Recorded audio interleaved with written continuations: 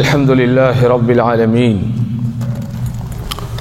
والصلاة والسلام على أشرف الأنبياء والمرسلين وعلى آله وأصحابه ومن تبعهم بإحسان إلى يوم الدين أما بعد اللهم علمنا ما ينفعنا وانفعنا بما علمتنا إنك أنت العليم الحكيم ربي زدني علما وارزقني فهما وأنت أحكم الحاكمين. அன்பிற்கினிய சகோதர சகோதரிகளே, எல்லாம் வல்ல அல்லாஹுவின் பேரருளால் பெரும் கிருபையினால் ஒவ்வொரு வாரமும் தொடர்ச்சியாக இங்கு நடைபெற்று வருகிற வாராந்திர மார்க்க விளக்க வகுப்பிலே இன்றைக்கு நாம் அனைவரும் கலந்து கொள்ளக்கூடிய நல்லதொரு பாக்கியத்தினை பெற்றிருக்கிறோம். இந்த சிறப்பிற்குரிய சந்தர்ப்பத்தில் ஒரு முக்கியமான தலைப்பின் கீழ் சில முக்கியமான விஷயங்களை இன்ஷா அல்லாஹ் பார்க்க போகிறோம். அது என்ன என்றால், கணவன் மனைவியாக இருந்தாலும் அல்லது நண்பர்களாக இருந்தாலும் அல்லது யாராக இருந்தாலும் இருவருக்கும் மத்தியில் நல்லதோர் இணைப்பும் பிணைப்பும் ஒற்றுமையும் புரிந்துணர்வும் ஏற்பட வேண்டுமானால் அதற்கான சில வழிமுறைகளை இஸ்லாமிய மார்க்கம் கற்றுத்தருகிறது. அந்த வழிமுறைகளை நாம் கடைபிடிக்கிற போது நமக்கிடையில் இருக்கிற பரஸ்பர நட்பும் பாசமும் அன்பும் இணைப்பும் பிணைப்பும் ஒற்றுமையும் புரிந்துணர்வும் சிறப்பான முறையிலே அமையும். ஏனென்றால் இன்றைக்கு நாம் வாழ்ந்து கொண்டிருக்கிற காலகட்டம் எப்படியாப்பட்ட ஒரு காலகட்டமாக இருக்கிறது என்றால், வெகு விரைவாகவே கணவன் மனைவி உறவானாலும் அல்லது நண்பர்களுடைய உறவானாலும் இப்படி யாராக இருந்தாலும் அவர்களுக்கிடையில் ஏற்படக்கூடிய அந்த உறவுகள் என்பது வெகு விரைவில் உடைந்து விடக்கூடிய ஒரு காலகட்டத்தில் இருக்கிறோம். ஒரு காலம் இருந்தது, குடும்ப சகிதம் அவர்களுடைய நட்பு 30 ஆண்டு காலம் 40 ஆண்டு காலம் இப்படி பரம்பரையாக தொடரும். எங்கள் தாத்தா காலத்து நண்பர்கள் இவர்கள், எங்கள் தாத்தாவும் இவர் தாத்தாவும் நண்பர்களாக இருந்தார்கள், எங்களது தந்தையும் இவர்களது தந்தையும் நண்பர்களாக இருந்தார்கள், இப்போது நாங்களும் இவர்களும் நண்பர்களாக இருக்கிறோம். இப்படியெல்லாம் இன்றைக்கு இருக்கக்கூடிய ஒரு சூழலை பார்க்க முடிகிறதா என்றால் இல்லை.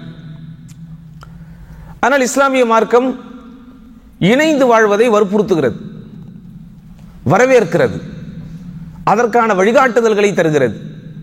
இணைந்து வாழுதல் எனும் போதே அதில் சின்ன சின்ன சங்கடங்கள் வரத்தான் செய்யும். அந்த சங்கடங்களை தாங்கும்படி ஆர்வம் ஊட்டுகிறது.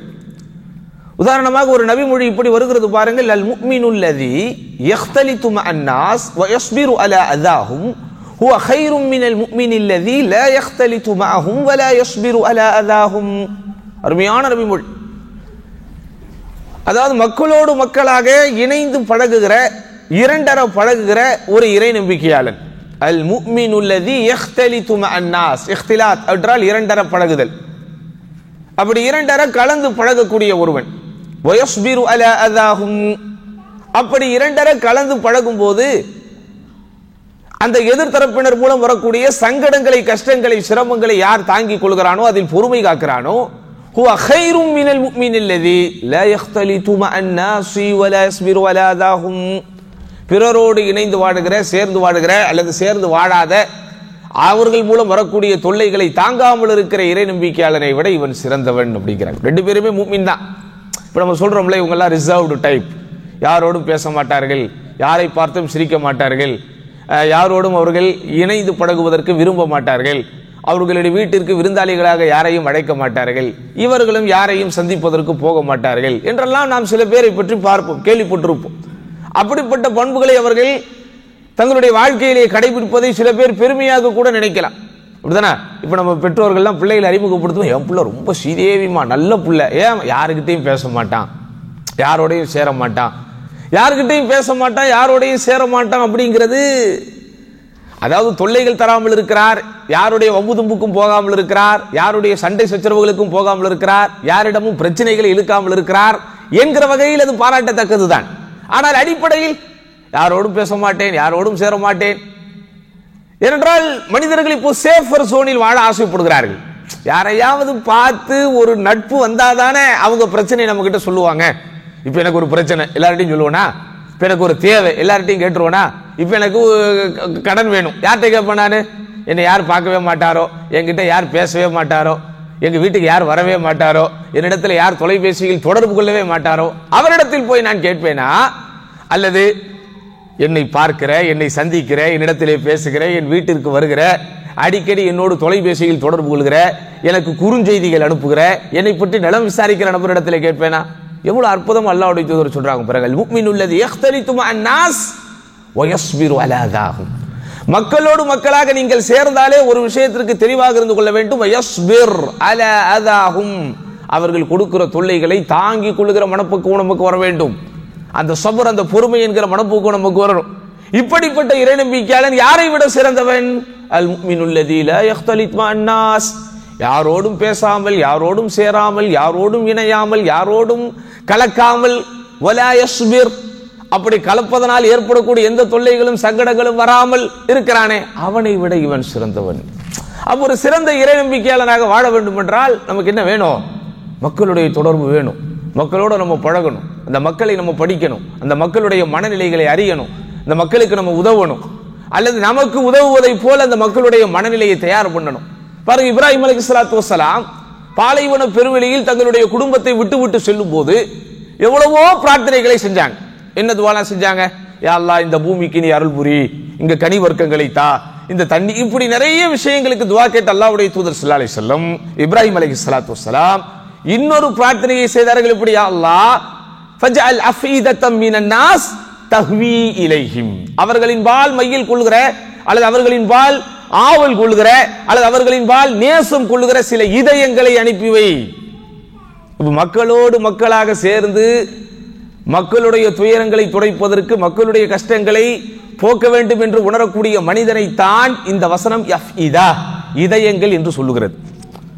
அப்படின்னா யாருடைய பிரச்சனையை பத்தி எனக்கு வரக்கூடாது, யாரை பத்தி என்கிட்ட சொல்லாது அப்படின்னு வாழ்றவ யாரு? அவன் அஃபீதா கிடையாது. அவன் யாரு? இரும்பு. இரும்புக்கும் இதயத்திற்கும் என்னத்தான் வித்தியாசம்? இதயத்தில் தான் ஈரம் வடியும், இதயத்தில் தான் நேசம் பிளக்கும், இதயத்தில் தான் பாசம் பிறக்கும், இதயத்தில் தான் இரக்கம் இருக்கும். அப்படிதானா?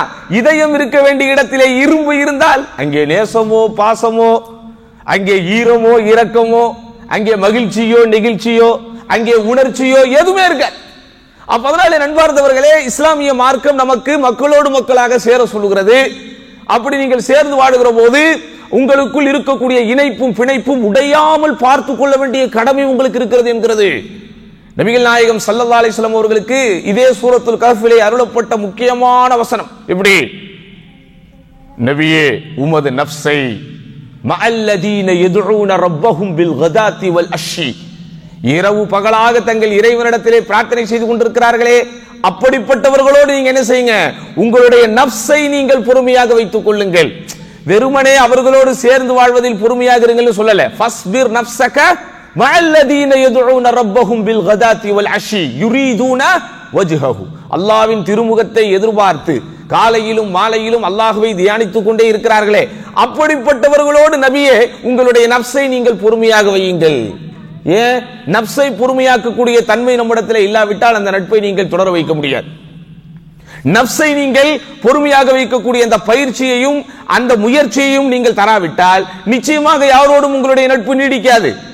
அப்போ பிறரோடு உங்களுடைய நட்பும், பிறரோடு உங்களுடைய பாசமும், பிறரோடு உங்களுடைய இணைப்பும் நீடிக்க வேண்டுமானால் சகோதரர்களே, அதற்கென்று சில வழிமுறைகளை இஸ்லாமிய மார்க்கம் சொல்லிக் கொடுக்கிறது.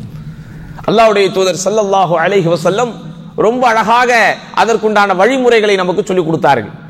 தன்னோடு சேர்பவர்கள், தன்னை நாடி வருபவர்கள், தன்னோடு சேர்ந்து வாழ்பவர்கள், அவர்களுடைய நட்பு உடைக்காமல் பார்த்து கொண்டார்கள். எத்தனை ஆண்டுகள் ஆனாலும் அந்த நட்புகள் மாஷா அல்லாஹ் உடைபடாமல் பசுமையான மலரை போல் எப்போதும் வாசம் தரக்கூடிய ஒரு மலர்ந்த சூழ்நிலையே அல்லாஹ்வுடைய தூதர் ஸல்லல்லாஹு அலைஹி வஸல்லம் நட்பு இருந்தது. எந்த அளவிற்கு அல்லாஹ்வுடைய தூதர் ஸல்லல்லாஹு அலைஹி வஸல்லம் தன்னோடு பழகுபவர்களுக்கு தன்னுடைய நட்பை வாரி இழைத்தார்கள் என்றால், தன்னோடு பழகுகிற யாருமே அட இவர் அவரை விட என்னைத்தான் நேசித்திருக்கிறார், அல்லது இவரை விட அவரைத்தான் நேசித்திருக்கிறார் என்று பார்ஷியாலிட்டி என்போமே, அப்படிப்பட்ட ஒரு குணத்தை பார்க்காத வண்ணம் அல்லாஹ்வுடைய தூதர் ஸல்லல்லாஹு அலைஹி வஸல்லம் தன்னுடைய அன்பை எல்லோருக்கும் வாரி இழைத்தார்கள். இத்தனைக்கும் பகிரங்கமாக எல்லோருக்கும் முன்னிலையில் என்ன செஞ்சாங்க? அபூபக்கர் ரலியல்லாஹு அவர்கள் தான் நான் நேசிக்கிற நபர்களில் முதன்மையானவர்கள் என்று பலமுறை சொல்லி இருக்கிறார்கள். லவ் குன்து முத்தகிதன் ஹலீலன் ஃபில் அர்தி லத்தஹத்து அபா பக்ரின் ஹலீலா. எப்படி இந்த பூமியில் யாரையாவது ஒருவரை உற்ற நேசராக நான் எடுத்துக்கொள்ளலாம் என்பது மட்டும் எனக்கு அனுமதியாக இருக்குமேயானால் நான் என்ன செஞ்சிருப்பேன்? அபூபக்கர் ரலியல்லாஹு அவர்களை நான் என்னுடைய உற்ற நேசனாக எடுத்திருப்பேன். ஆனால் வலாக்கின் அல்லாஹ் தஹதனி ஹலீலா, அல்லாஹ் என்னை ஹலீல் என்கிற அந்த உற்ற நேசன் என்கிற ஸ்தானத்திலே எடுத்துக்கொண்டார். எப்படி இப்ராஹிம் அலைஹிஸ்ஸலாத்து வஸ்ஸலாம் அவர்களை அல்லாஹ் ஹலீலுர் ரஹ்மான், அந்த அல்லாஹ்வுடைய ஹலீல் என்கிற ஸ்தானத்தை கொடுத்து அந்த அந்தஸ்தை கொடுத்து கௌரவப்படுத்தினானோ கண்ணியப்படுத்தினானோ, அதே போன்ற அந்த ஹலீல் என்கிற அந்த ஒரு நேசத்தை, அந்த பாசத்தை, அந்த இடத்தை, அந்த ஸ்தானத்தை, அந்த அந்தஸ்தை அல்லாஹ் எனக்கு கொடுத்து தேர்ந்தெடுத்துக் கொண்டான். அதனால் தான் நான் அபூபக்கரை எப்படி தேர்ந்தெடுக்காமல் இருக்கிறேன். ஒரு போர்க்களத்தில் அல்லாஹ்வுடைய தூதர் ஸல்லல்லாஹு அலைஹி வஸல்லம் இருக்கிறாங்க, தாத்து ஸலாஸில் என்கிற ஒரு யுத்தம். அந்த யுத்தத்தில் ஓய்வு எடுக்கக்கூடிய ஒரு நேரம் பார்த்து அம்ர் இப்னு ஆஸ் ரலியல்லாஹு அன்ஹு மெல்ல ரசூலுல்லாஹி ஸல்லல்லாஹு அலைஹி வஸல்லம் இடத்திலே செல்கிறார்கள். சென்று அல்லாஹ்வுடைய தூதரே, ஐயுன் நாஸி அஹப்பு இலைக், எல்லா தோழர்களுக்குமே சகோதரர்களே மனதில் ஒரு இனம் புரியாத ஒரு உணர்வு, நம்ம தான் ரசூலுல்லாஹ் கிட்ட ஃபர்ஸ்ட் இடத்துல இருக்கணும். எப்படி நமக்கு பிறந்த பிள்ளைகள் 3-4 பேர் இருந்தால் அந்த பிள்ளைகளில் ஒவ்வொருவரும் நான் தான் என்னுடைய தகப்பனாருக்கு முதன்மையான இடத்திலே இருக்க வேண்டும், நான் தான் என்னுடைய தாயாருக்கு முதன்மையான இடத்திலே இருக்க வேண்டும் என்கிற ஒரு ஆரோக்கிய பாசம் இருக்குமோ, அந்த பாசத்தில் ஒரு போட்டி இருக்குமோ, அந்த போட்டியில் ஒரு பொறாமை இருக்காதோ. ஏனென்றால் உலகத்தை பொறுத்த வரைக்கும் போட்டி என்றாலே அதில் பொறாமை என்பது வந்துவிடும். ஆனால் போட்டியில் பொறாமை வராத இடம் எது தெரியுமா சகோதரர்களே? மார்க்கம் அனுமதித்திருக்கிற இடத்திலே நீங்கள் போட்டி போடும் போதுதான். உதாரணமாக குர்ஆன் ஓதுகிற ஒருவரை பார்த்து எனக்கு பொறாமை வருகிறது. அந்த பொறாமை எப்படிப்பட்ட பொறாமை? அது வரவேற்கப்பட்ட பொறாமை. இன்னும் சொல்ல போனால் அது வழிகாட்டப்பட்ட பொறாமை. இன்னும் சொல்ல போனால் அது வலியுறுத்தப்பட்ட பொறாமை. லா ஹஸத இல்லா ஃபி இஸ்னைன் ரஜுலுன் ஆதாஹுல்லாஹுல் குர்ஆன யக்ரஉஹு ஆனா அல்-லைலி வ ஆனா அன்-நஹார் ரஜுலுன் ஆதாஹுல்லாஹு மாலன் யுன்ஃபிகுஹு ஃபி ஸபீலில்லாஹி ஆனா அல்-லைலி வ ஆனா அன்-நஹார். 2 பேர்களை பார்த்தோம், நீங்க என்ன செய்யலாம்? பார்த்து பொறாமைப்படலாம். உலகத்தில் வேறு யாரை பார்த்தும் பொறாமைப்படுவதற்கு மார்க்கம் நமக்கு அனுமதியே கொடுக்கவில்லை சகோதரர்களே. ஒருவனின் குடும்பம் பெரிதாக இருக்கிறது, குடும்பம் அந்தஸ்து மிக்கதாக இருக்கிறது, மிகப்பெரிய செல்வத்தை வைத்திருக்கிறான், மிகப்பெரிய செல்வாக்கை வைத்திருக்கிறான், மிகப்பெரிய சொல்வாக்கை வைத்திருக்கிறான், அதெல்லாம் பார்த்து நீ பொறாமைப்பட வேண்டிய அவசியமே கிடையாது. அதெல்லாம் இந்த உலகத்தில் அது ஒரு பெரிய விஷயமே அல்ல அல்லாஹ்வின் பார்வையில். எதை பார்த்து நீங்க பொறாமைப்படலாம்? ரஜுலுன் ஆத்தாஹுல்லாஹுல் குர்ஆன், அல்லாஹ் சிலருக்கு குர்ஆனை கொடுத்திருக்கிறான், மார்க்கத்தின் ஞானத்தை கொடுத்திருக்கிறான், அதை வைத்து அவர் இரவும் பகலும் பயன்படுத்துகிறார். அதான் விஷயம். அல்லாஹ் அவருக்கு கொடுத்த கல்வியை பயன்படுத்தாமல் இருப்பது பெரிய விஷயம் அல்ல. அல்லாஹ் யாருக்கு கல்வியை கொடுத்திருக்கிறானோ அந்த கல்வியை அவர் பாவிக்க வேண்டும், பயன்படுத்த வேண்டும். அந்த கல்வியின் மூலம் அவரும் பயன்பெற்று பிறரும் பயன்பெற வேண்டும். அப்படிப்பட்ட விதத்திலே யாருக்கு அல்லாஹ் மார்க்கத்தினை கொடுத்திருக்கிறானோ, ஞானத்தினை கொடுத்திருக்கிறானோ, குர்ஆனை கொடுத்திருக்கிறானோ, குறிப்பாக குர்ஆனுடைய ஓதுதலை கொடுத்திருக்கிறானோ அவரை பார்த்து நீங்கள் பொறாமைப்படலாம். இன்னொருவர் யார்? ரஜுலுன் ஆதாஹுல்லாஹு மாலன், அல்லாஹ் ஒருவருக்கு செல்வத்தை கொடுத்திருக்கிறான், காசு பணத்தை அள்ளி கொடுத்திருக்கிறான். அவரும் என்ன செய்கிறார்? யா அல்லாஹ் நீ தர தர நான் தந்து கொண்டே இருப்பேன், யா அல்லாஹ் எனக்கு நீ வழங்க வழங்க நான் வழங்கிக் கொண்டே இருப்பேன் என்று எழுதப்படாத ஒரு விதியை போல் அல்லாஹ்வின் பாதையில் இரவும் பகலும் அள்ளி அள்ளி கொடுத்து கொண்டே இருக்கிறார். அவரை பார்த்து நீங்கள் பொறாமைப்படுங்கள். அப்ப இதுக்கு அர்த்தம் என்ன சகோதரர்களே?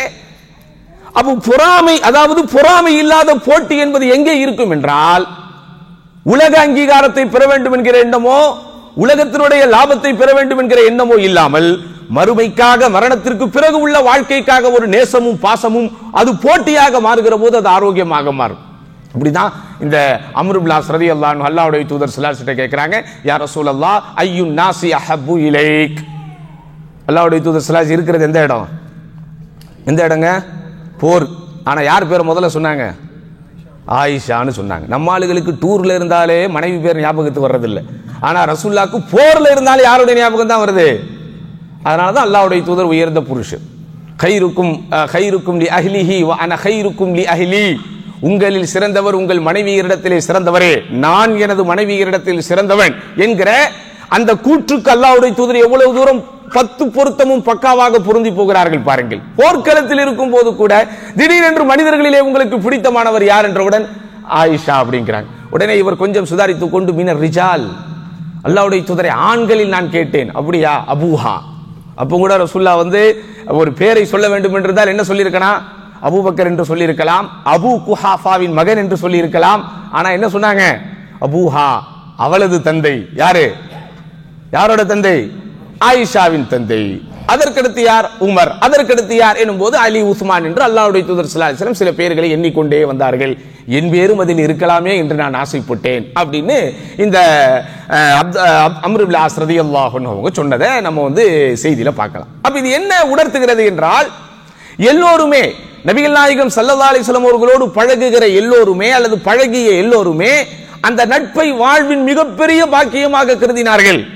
நபி ஸல்லல்லாஹு அலைஹி வஸல்லம் அவர்கள் மட்டுமல்ல, நபி தோழர்களும் அப்படித்தான். ஒருவருக்கு அந்த அவங்களுக்கு மத்தியில் அவங்க பரஸ்பரம் பரிமாறிக்கொண்ட அந்த அன்பு, அந்த பாசம் உண்மையானதாக இருந்ததனால் தான் தலைமுறை தாண்டியும் அவர்களுடைய நட்பு தொடர்ந்தது. தலைமுறை தாண்டியும் அவர்களுடைய பாச பிணைப்பும் இணைப்பும் தொடர்ந்தது. இன்றைக்கு அப்படியெல்லாம் பார்க்க முடியல. இன்றைக்கு அப்படியெல்லாம் பார்க்க முடியும். தம்பதிகளுடைய வாழ்க்கையே பல இடங்களில் சந்தேகமாகத்தான் போய் கொண்டிருக்கிறது. என்னைக்கு வெட்டியும் என்னைக்கு உடையும் அப்படின்னே தெரியாத அளவிற்கு பலருடைய வாழ்க்கை போய் கொண்டிருக்கிறது. அப்படி என்ன செய்யணும்? நீங்க உங்களுக்கு இடையில் இருக்கக்கூடிய பாசமும் நேசமும் வலுப்பட வேண்டுமானால் என்ன செய்யணும்? அறிஞர்கள் சில ஆலோசனைகளை தருகிறார்கள்.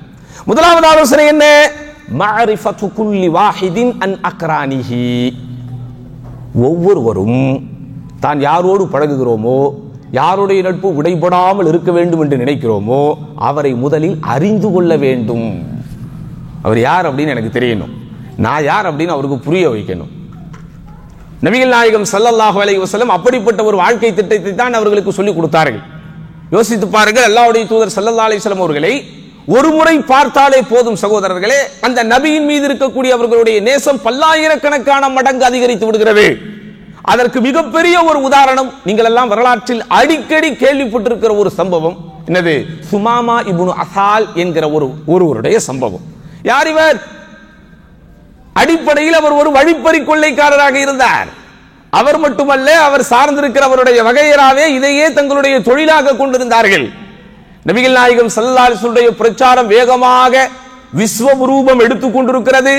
அங்கிங்கேனாதபடி எல்லா இடங்களிலும் இஸ்லாமிய மார்க்கம் தன்னுடைய விதைகளை மாஷா அல்லாஹ் ஆழமாக பதிய வைத்துக் கொண்டிருக்கிறது. தன்னுடைய கிளைகளை மாஷா அல்லாஹ் படரவிட்டுக் கொண்டிருக்கிறது. இஸ்லாம் எந்த இடத்திற்கு போனாலும் அங்கே அநியாயங்கள், அக்கிரமங்கள், அட்டுழியங்கள், ஆபாசங்கள், அருவருப்புகள், அனாச்சாரங்கள், தகாத காரியங்கள் எல்லாம் முடிவுக்கு வரும். அப்ப யமன் தேசத்தில், யமன் பிரதேசத்தில் அல்லாஹ்வுடைய தூதர் ஸல்லல்லாஹு அலைஹி வஸல்லம் பிரச்சாரம், அவர்களுடைய சுவாசம் மாஷா அல்லாஹ் பல இடங்களிலும் பல்கி பரவி கொண்டிருக்கும் போது அல்லாஹ்வின் தூதர் ஸல்லல்லாஹு அலைஹி வஸல்லம் அவர்களை அடிப்படையில் பிடிக்காதவர்கள் ரசூல் ஸல்லல்லாஹு அலைஹி வஸல்லம் அவர்களுக்கு பாதிப்பு ஏற்படுத்த வேண்டும் என்று நினைக்கிறார்கள். அந்த அடிப்படையில் இந்த சுமாமா இப்னு அசால் தன்னுடைய வகைராக்களிடத்திலே அல்லது தன்னை சார்ந்தவர்களிடத்திலே மிடுக்காக சொல்லிவிட்டு வருகிறார், நான் மதீனாவிற்கு உள்ளே சென்று முகம்மதை கொன்று விட்டு வருவேன் அப்படிங்கிறார். சரி, முடிஞ்சா போய் பாருங்க, செய்யுங்க, என்னாச்சு. அவரும் யமன் தேசத்திலிருந்து புறப்பட்டு மதீனா நகருக்குள் நுழைந்து விஷம் தோய்க்கப்பட்ட ஒரு வாளை, உடைவாள் என்று சொல்லுவோம். உடைவாள் என்பதற்கு அர்த்தம் என்னன்னு சொன்னா, அது பிரயாணிகளுக்கு அனுமதிக்கப்பட்டது. நபி ஸல்லல்லாஹு அலைஹி வஸல்லம் அவர்கள் கூட மக்கா வெற்றி கொள்ளப்பட்ட போது யார் யாருக்கெல்லாம் மன்னிப்பு, பொது மன்னிப்பு என்பதை ரசூல் ஸல்லல்லாஹு அலைஹி வஸல்லம் அவர்கள் ஒன்றன் பின் ஒன்றாக அறிவிப்பு செய்யும் போது, யாரெல்லாம் தனது உடைவாளை எடுக்காமல் இருக்கிறானோ ஃபஹுவ ஆமினுன் அப்படிங்கிற ஒரு வார்த்தையை சொல்லுவாங்க. அதாவது மக்கா மாநகர் வெற்றி கொள்ளப்பட்டு அல்லாஹ்வுடைய தூதர் ஸல்லல்லாஹு அலைஹி வஸல்லம் நுழையும் போது அங்க இருக்கிற குறைஷிகள் எல்லாம், அங்க இருக்கிற இறை மறுப்பாளர்கள் எல்லாம் அச்சத்திலும் பயத்திலும் நடுக்கத்திலும் இருந்தார்கள். ஏன்? இத்தனை ஆண்டு காலம் சொல்லனா துயரங்களை முகமதிற்கும் அவர்கள் சார்ந்தவர்களுக்கும் கொடுத்து விட்டோமே, 14 ஆண்டு காலம் தொடர்ச்சியாக ஒரு கூட்டத்தை கொடுமைப்படுத்தினோமே, இவர்களெல்லாம் தங்களுடைய பிறந்து வளர்ந்து தவழ்ந்து வாழ்ந்து வாணிபம் செய்து அப்படியாப்பட்ட ஒரு ஊர்ல இருந்து இவர்கள் எல்லாம் துரத்தி அடிப்பதற்கு நம்ம காரணமாயிட்டோமே. சரி, மதீனாவுக்குள்ள போனாங்க, அப்பயாவது சும்மா விட்டோமா? பற்பல போர்க்களங்களை உருவாக்கி அவர்களில் பல பேர் கொல்லப்படுவதற்கு காரணமாக இருந்தோமே.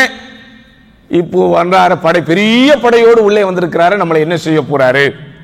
இந்த காலத்திலே இருந்த ரொம்ப சர்வசாதாரணமான போர் மரபுப்படி இப்படி ஒரு பெரும்படையோடு உள்ளே போய்விட்டால் அங்கிருக்கிற ஆண்களை எல்லாம் கொன்று குவிக்கலாம், அங்கிருக்கிற பெண்களை எல்லாம் கபலீகரம் செய்து கொள்ளலாம், அவர்களிடத்தில் இருக்கிற சொத்து பத்துக்களை எல்லாம் சூறையாடி கொள்ளலாம். இதுதான் அன்றைக்கு உலகம் வழக்கமாக பழக்கமாக கொண்டிருந்த ஒரு சம்பவம். ஆனா அல்லாஹ்வுடைய தூதர் ஸல்லல்லாஹு அலைஹி வஸல்லம் அவர்கள் மாஷா அல்லாஹ் அங்கு வாழ்ந்த அத்துணை மக்களுக்கு மன்னிப்பு கொடுப்பதை போல அல்லாஹ்வுடைய தூதர் தொடர்ச்சியாக சில அறிவிப்புகளை செய்கிறார். யாரெல்லாம் தன் வீட்டிற்குள் நுழைந்து கொள்கிறானோ அவனுக்கு என்னது? ஆமீனுன் ஃபஹுவ ஆமீனுன், அவனுக்கு பாதுகாப்பு. யாரெல்லாம் காபாவிற்குள் நுழைந்து விடுகிறானோ அல்லது காபாவின் முற்றத்திலே போய் இருக்கிறானோ ஃபஹுவ ஆமீனுன். யாரெல்லாம் தன்னுடைய வீட்டிற்குள் நுழைந்து விடுகிறானோ ஃபஹுவ ஆமீனுன். யாரெல்லாம் அபூ சுஃபியானுடைய வீட்டிற்குள் போகிறானோ ஃபஹுவ ஆமீனுன். அதே போன்று யாரெல்லாம் தன் உடைவாளை உள்ளே வைத்துக் கொண்டிருக்கிறானோ ஃபஹுவ ஆமீனுன். அந்த உடைவாள் அப்படிங்கிறது அப்படியாப்பட்ட ஒரு வாசகம். அப்ப இவர் என்ன செய்யறாரு? உடைவாளை எடுத்துக்கொண்டு மதீனாவிற்குள் போகிறார். ஆனா மதீனா எப்படியாப்பட்ட நபர்களுடைய கண்ட்ரோலில் இருந்தது? மதீனாவினுடைய உளவுத்துறையும் அல்லது மதீனாவினுடைய பாதுகாவல் பிரிவும் யாரிடத்திலே இருந்தது? சாதாரணமானவர்களிடத்திலே இருந்ததா? அல்லாஹ்வின் தூதர் ஸல்லல்லாஹு அலைஹி வஸல்லம் கண்ணசைவுக்காக காத்திருந்து உயிரை கூட தருவதற்கு தயாராக இருந்த மாபெரும் வீரர்களிடத்தில் அல்லவா மதீனா பாதுகாப்பாக இருந்தது. மதீனாவுடைய எல்லைக்குள் தெரியாதவர் யாரும் நுழைந்து விட முடியாது. அவ்வளவு சீக்கிரம் மதீனாவிற்குள் உள்ளே இருந்தும் யாரும் வெளியே போய்விட முடியாது. அப்படிப்பட்ட ராணுவ கட்டுக்கோப்போடு மதீனாவின் எல்லைகள் பாதுகாக்கப்பட்டன. இல்லாட்டா யூதர்கள், கிறிஸ்தவர்கள், நகர்ப்புற அரபிகள் என்று அழைக்கப்பட்டவர்கள், உள்ளுக்குள்ளே விஷக்கிருமிகளைப் போல இருந்த முனாஃபிக்குகள், இத்தனை பேருக்கு மத்தியிலும் ஒரு பாதுகாப்பான ஒரு ஆட்சி அல்லாஹ்வுடைய தூதரால் தந்திருக்க முடியுமா? அப்போ இவர் உள்ள போன உடனே கண்டுபிடிச்சிட்டாங்க, ஆஹா பார்ட்டி வெளியூர், ஏதோ ஒரு கெட்ட நோக்கத்தோடு வந்திருக்கிறார்னு அப்படியே தூக்கிட்டு நேரா மதீனாவின் மஸ்ஜித் நபவியிலே கொண்டு வந்து கட்டி போட்டு விடுகிறார்கள்.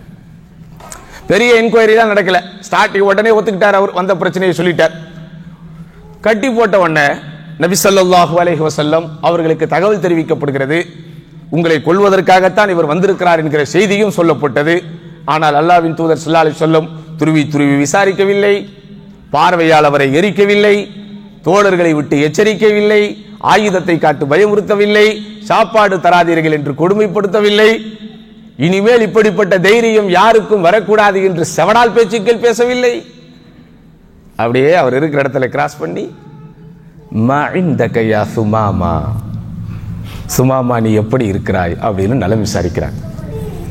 எனக்கு தெரியாது, ஆனால் நான் கேள்விப்பட்டிருக்கிறேன்.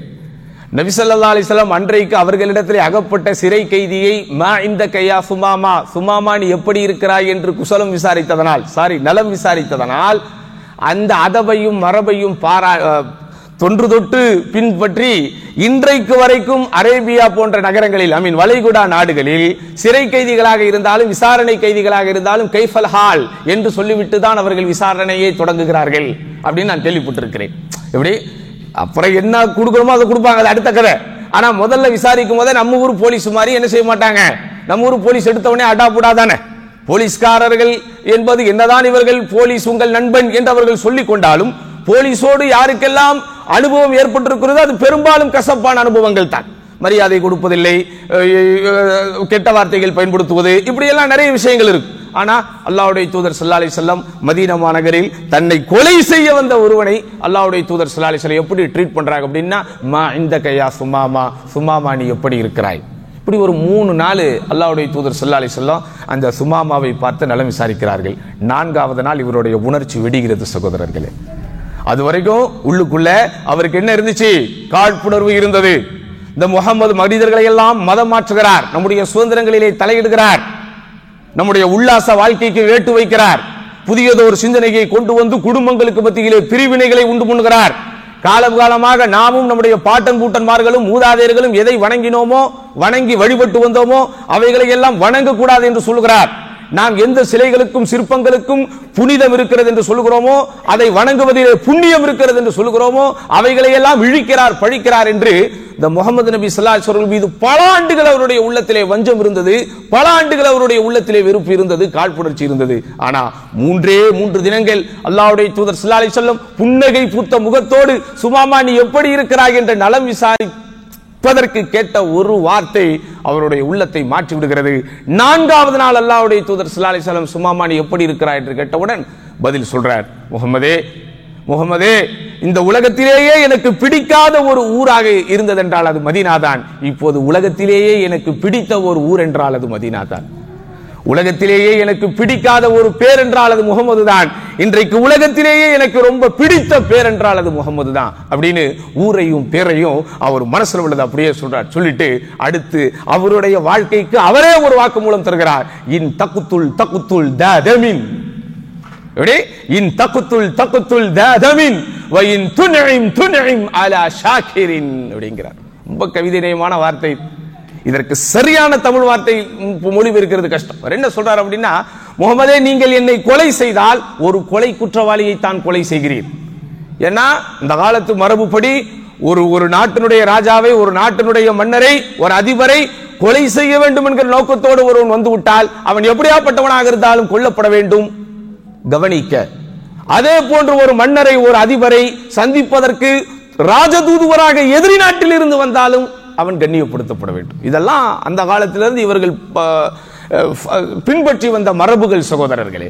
அப்ப சொல்றார், இன் தக்குத்துல் தாதமின் இன் துன்இம் அலா ஷாக்கிரின். நீங்க என்ன கொண்டுட்டு வேற ஒன்றும் பேசல, நான் தெரியாம வந்துட்டேன், நான் இனிமே அப்படி பண்ண மாட்டேன், அந்த அப்பாலஜி, அந்த மன்னிப்பு கேட்பதற்கு வேலையே இல்லை. அவர் மனசுல பட்டதை சொல்றார். இப்போ 3 நாள் இதே மாதிரி நடக்குது. எப்படி? தக்குத்துல் தாதமின். நீங்க என்ன கொன்னுனீங்கன்னா, தம்னா என்னது? பிளட். யாருடைய ரத்தம் வாங்கப்பட வேண்டுமோ அப்படியாப்பட்ட ஒரு இரத்த குற்றவாளியை தான் நீங்கள் கொன்றீர்கள் என்று பொருள். ஆனா நீங்க என்னை உயிரோடு விட்டீங்கன்னா அலா ஷாக்கிரின், காலம்பூரா உங்களுக்கு நன்றி செலுத்தக்கூடிய ஒருவனை நீங்கள் விட்ட மாதிரி ஆகும். அப்படி அப்புறம் நபி ஸல்லல்லாஹு அலைஹி வஸல்லம் சுப்ஹானல்லாஹ் மன்னிப்பாங்களா, கொன்றுப்பாங்களா? மன்னிப்பின் சிகரம் என்று அதனால்தான் அல்லாஹ்வுடைய தூதர் ஸல்லல்லாஹு அலைஹி வஸல்லம் சொல்லுகிறோம். சாதாரணமாக மனித உறவுகள் அல்லது மனித உணர்வுகள் எதையெல்லாம் கண்டும் காணாமல் போக முடியாதோ, கடந்து செல்ல முடியாதோ, அந்த பாதையில் நடந்து செல்ல முடியாதோ, அதில் கூட அல்லாஹ்வுடைய தூதர் ஸல்லல்லாஹு அலைஹி வஸல்லம் ரொம்ப அசால்ட்டாக கடந்து போவார்கள். ஆச்சரியமாக இருக்கு. அல்லாஹ்வுடைய தூதர் ஸல்லல்லாஹு அலைஹி வஸல்லம் வாழ்க்கை ஏன் நமக்கு முன்மாதிரி? லகத் கான லக்கும் ஃபீ ரசூலில்லாஹி உஸ்வத்துன் ஹஸனா லிமன் கான யர்ஜுல்லாஹ வல் யௌமல் ஆகிர வ ذكرல்லாஹ கஸீரா. அல்லாஹ்வை நம்பிக்கை கொண்டிருக்கிற, மறுமையை நம்பிக்கை கொண்டிருக்கிற, அல்லாஹ்வை அதிகம் தியானிக்கக்கூடிய ஒருவனுக்கு இந்த தூதரிடத்தில் அழகிய முன்மாதிரி உண்டு அப்படின்னு அல்லாஹ் சொல்றான். அதில் அர்த்தம் இல்லாமல் இல்லை சகோதரர்களே. எல்லாராலையும் அல்லாஹ்வின் தூதருடைய வாழ்க்கையை முன்மாதிரியாக எடுத்துக்கொள்ள முடியாது. தெளிவாக புரிந்து கொள்ளுங்கள். அல்லாஹ்வின் தூதருடைய வாழ்க்கை உங்களுடைய வாழ்க்கைக்கு முன்னுதாரணமாக வர வேண்டும் என்றால் அடிப்படையில் 3 தகுதிகள் உங்களிடத்தில் இருக்க வேண்டும். நீங்கள் அல்லாஹ்வை நம்பக்கூடியவராக, மறுமையை நம்பக்கூடியவராக, அல்லாஹ்வை அதிகம் தியானிக்கக்கூடியவராக இருந்தால் மட்டும்தான் அல்லாஹ்வுடைய தூதருடைய வாழ்க்கையிலே உங்களுக்கு முன்மாதிரி இருக்கும்.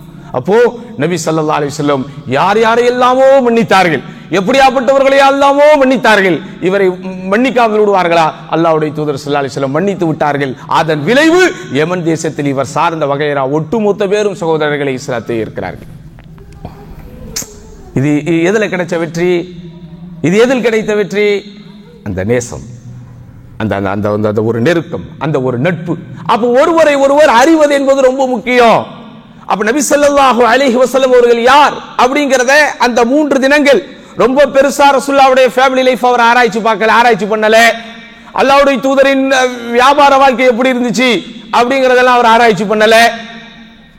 அந்த முற்றத்தில் இருந்து அல்லாஹ்வின் தூதரின் நடையை, அல்லாஹ்வின் தூதரின் உடையை, அல்லாஹ்வின் தூதரின் பாவனையை, அல்லாஹ்வின் தூதரின் பேச்சை பார்க்கிறார், அதிலே ஈர்க்கப்படுகிறார். அதன் விளைவு மாஷா அல்லாஹ் 3வது நாளில் கலிமா சொல்லி முஸ்லீமாக மாறிவிடுகிறார். அப்ப இது நமக்கு என்ன உணர்த்துது சகோதரர்களே? யாரை நாம் பழகினாலும் அவர்களை பற்றி நாம் தெரிந்து கொள்ள வேண்டும். ஆனா நம்ம தெரிஞ்சுக்கிறோம், எது தெரிஞ்சுக்கிறோம் தெரியுமா? அவனை பத்தி எதெல்லாம் தெரிஞ்சுக்க கூடாதோ அதெல்லாம் தெரிஞ்சுக்கிறோம்.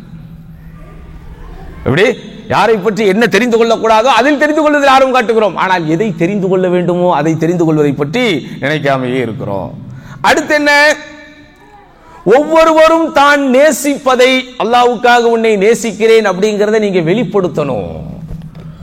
சொல்லுங்க, யார்ட்டையா நீங்க சொல்லியிருக்கீங்களா உங்க லைஃப்ல, நான் அல்லாஹ்வுக்காக உங்களை நேசிக்கிறேன் அப்படின்னு யார்ட்டையாவது சொல்லியிருக்கோமா? அப்படி ஏதாவது ஒரு அனுபவம் நமக்கு வந்திருக்குமா? அப்படி வரணும்னா அதுக்கு ஏதாவது ஒரு பேக்ரவுண்ட்ல நடக்கணும் இல்லைங்க.